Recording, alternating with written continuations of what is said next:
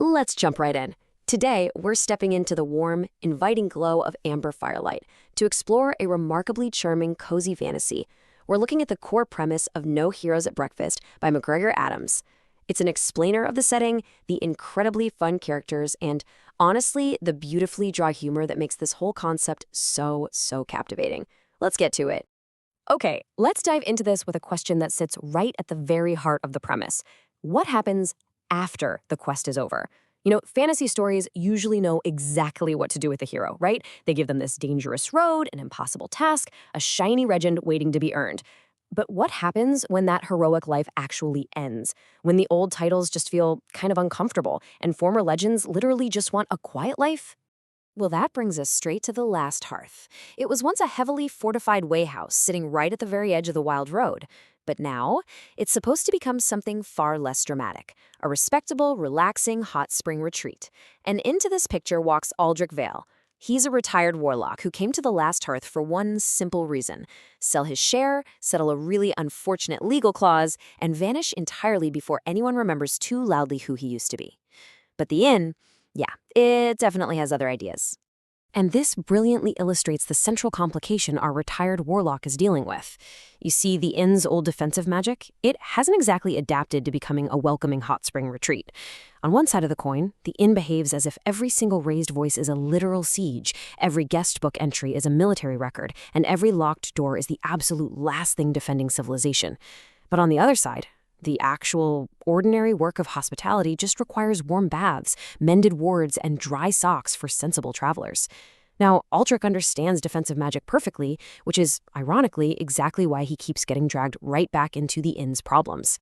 So, to manage an inn that genuinely still thinks it's under siege, you're going to need a very particular staff. This brings us to our central trio. First, there's Aldric Vale, the retired warlock we just talked about. Then he's joined by Bettis Thorn. Bettis is a retired rogue who trusts keys way more than he trusts people, which, let's be honest, is an incredibly useful trait in a building with strong opinions about locked doors. And rounding out the whole crew is Halda Vey, a witch with muddy boots and some very firm opinions about practical care. Together, these three retired adventurers have to tackle the incredibly unglamorous, yet absolutely essential work of just keeping the Last Hearth running. Now, what's really interesting about this slide is how it perfectly captures the dry sense of humor in this premise. No heroic speeches before breakfast. That is literally the most important house rule at the Last Hearth. It tells you exactly what kind of story we're dealing with here. One that totally gets the appeal of grand quests, sure, but sensibly insists that absolutely none of that needs to happen before everyone has eaten a warm meal. Of course, having a brilliantly stated house rule doesn't actually stop the complications from rolling in. Because as the wild road reopens, the inn is suddenly hit with a wave of new guests. And the catch? These guests are super eager for old stories, old titles, and the really easy versions of some very complicated histories. So our trio finds themselves constantly balancing the totally ordinary tasks of hospitality, warming baths, mending wards, with the sheer absurdities brought by their guests, like having to firmly refuse villain-themed room requests. The humor just flows right from this massive collision between epic fantasy expectations and the frankly mundane reality of running a business. But beneath all that dry wit and misbehaving magic, there is a really deep, resonant emotional core. The true magic here actually lies in the quiet bravery of caring for ordinary things. It's asking a pretty huge question. Can a person become more than just the easiest version of their history? Can trust actually be built through useful, dependable acts of ordinary care?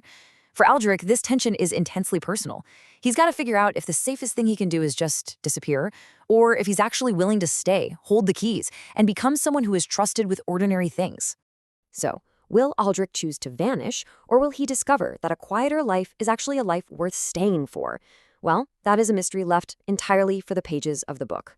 If your ideal fantasy retreat involves hot springs, temperamental hearthcraft, and a highly sensible approach to morning routines, this premise is an absolute must-read.